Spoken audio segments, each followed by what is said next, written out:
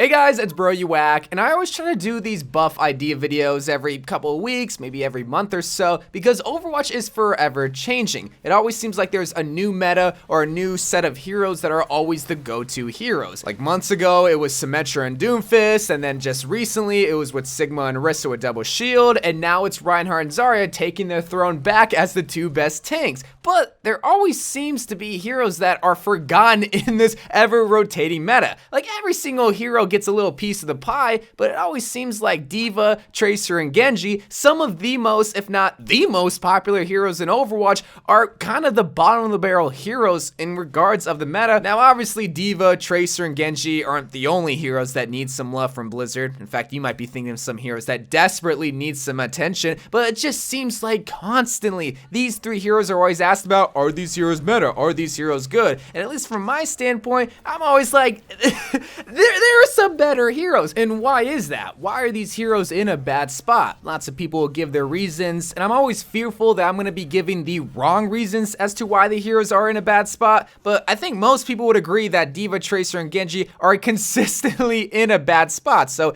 even if I miss the mark as to why they're not good, at least we're discussing why. But at least from my point of view, when it comes to the meta, the most effective tactic available, shields are still effective. On top of that, the healers that are in these shield heavy metas are now very, very mobile, and they can defend themselves. Where previously you had heroes like Mercy that were very mobile but very low damage, or someone like Ana that was very fragile, easy to kill, and were very immobile. Now you have Moira's Fade, Baptista's Jump in the Immortality field, and you also have Brigitte's Bash and Whip Shot. A huge disaster recipe when considering D.Va, Tracer, and Genji, which is why I want to try to give them that woe buff. And what I mean by a woe buff is just make a crazy buff that on paper might seem crazy, but at least you pay attention to that hero, reconsider that hero, and maybe gives them a new spot in the hero roster. And the first hero I want to consider is D.Va, the most popular hero in Overwatch. Whether you like it or not, there's going to be people that still argue saying that D.Va is the best hero, but statistics say that when it comes to the tank roster, she not only has a low pick rate, but also a very low win rate, considering the other tanks. Blizzard continues to try to buff the defense matrix, buff the speed, and still nothing. My boy Emong is having his troubles with D.Va, so what can we do to help him out along with the whole entire D.Va community? My thought, or my idea, is to buff the damage on her rockets, but nerf the speed on her rockets. The reason why I think this idea would be good for D.Va is because now she has two different roles while being on the team. Not only can she be the normal dive tank used to dive the Widow, the Soldier, the Hanzo, like you normally would do, but now you can be a viable tank to help burn the Reinhardt shield because you do a lot more damage with your rockets. But the reason why I'm adding the nerf of the speed of the rockets that they go as is because I don't want her to become a killing machine when diving those squishy heroes, because then she becomes a little bit too OP.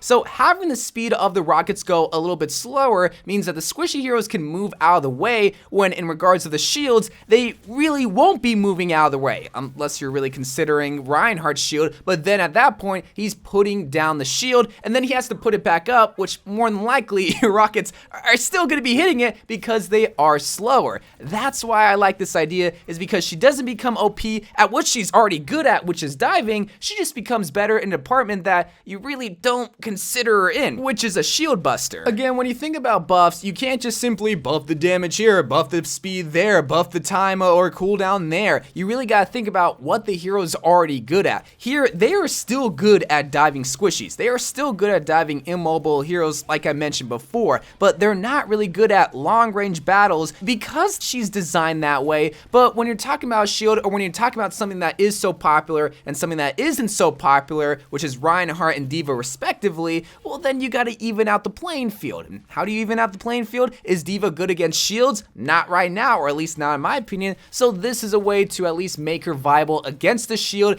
and still do a good job at what she already is good at, which is diving squishies. But what about Tracer? It seems like D.Va's been getting these slow little minute buffs here and there, but still not doing much. Tracer, the last buff that I remember is that she had that fall of damage buff increased to like 13 meters a long time ago. She needs that woe change. She needs that something that you look at and be like, oh, Oh, I don't know if she's meta. I don't know if she's good, but that's a really big change. So I want to test that out in competitive, and I want to play me some Tracer. But I'm going to be honest, it was hard to think of a buff for Tracer because she is such a vanilla hero, so there's not really much to change. But she's also a hero that has such a high skill gap that buffing her might send her over the edge at being that next OP hero. But this idea, I feel like, really helps her hang with this heavy tank meta or these really fast-paced healing meta, and that's to buff her pulse bomb to have damage of 600 whenever you stick a target and to nerf the time that it detonates. You see, with a lot of these ideas that I have trade-offs. Here it's higher damage for the longer detonation time, but the reason for this trade-off is because I'm trying to mimic a lot of the insta-killing ults that are already in the game, be it D.va's ult or Junkrat's ult or heck even Doomfist's ult, where you're able to secure a kill, maybe with the exception of D.va in regards to protection, but at least when you're talking about Tracer, you're not necessarily always going to secure the kill on everybody. And that's my biggest problem with Tracer, is that you do kind of have the guaranteed kill with the pulse bomb, but you're not always necessarily going to win the fight like if you had a D.va bomb or if you had a Junkrat tire. And my reasoning is that you can't just kill anybody that's anybody. You can kill anybody with the Junkrat tire or the D.va bomb. And I know I keep bringing those examples, but those are just good examples that I'm trying to mimic here with this Tracer pulse bomb buff. But when you're gonna stick someone, you can really only stick a squishy because you do have that 350 damage. But when you're wanting to stick the Reinhardt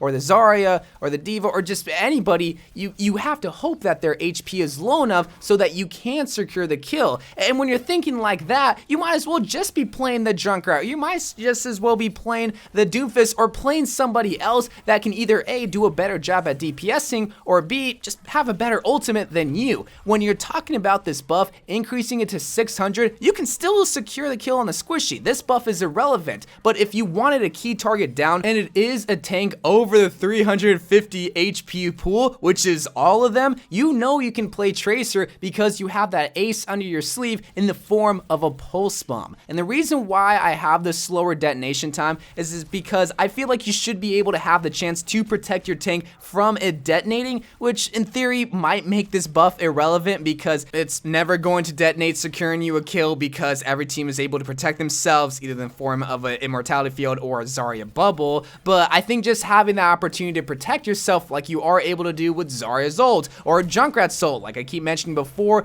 I think will balance out this buff. Really, the main idea for this buff is trying to say that you're not going to be a good DPS throughout the whole entire game with Tracer, but you're going to have a reason to be in the game because you do have that pulse bomb that can guarantee us a kill, at least one kill on a tank to hopefully open the door up for us to win the team fight. But let's discuss Genji, a hero that Jeff Kaplan went on the forums and said that he's not so bad, but my biggest problem is that he hasn't evolved with Overwatch. He is still playing the same flanky DPS game that I was playing back in 2016 as he is now. But the difference between now and back then is that there are more heroes able to deal with his flanky BS. Moira, Baptiste, Brigida's whip shot, they're not dying by Genji. So what's the issue? Well, he has no one to really kill. He's not a good shield buster, he's not a good tank killer, which he never really was, but he's not able to flank on the squishies. So how do we solve it? Once again, it was kind of hard to think of an idea. But I decided to get inspired from McCree's buff a long time ago, where they increased his rate of fire, and do the exact same thing with Genji and increase his rate of fire. Now I can sit here and try to justify this buff by saying he's gonna be a better shield buster, a better tank killer, but that's not why you're playing Genji. The reason why I want this increased rate of fire is because when you're killing these heroes like Moira with Fade or Baptiste with Immortality, they're able to activate those abilities because they sense they're in danger from the Genji. But with an increased rate of fire, new Genji players that just pick up Genji after this buff don't automatically get a free kill win card because they're able to shoot their shurikens faster. No, they still gotta be accurate, they still gotta know the timing of the projectile, but good Genji players won't have to deal with the BS of Immortality field coming on and protecting them because they're not able to kill them fast enough. Even though they are trying their gosh darn best, they just fall prey to the build of Overwatch. I just feel like there are so many abilities nowadays protecting players from Genji that are so easy to activate compared to back in 2016. So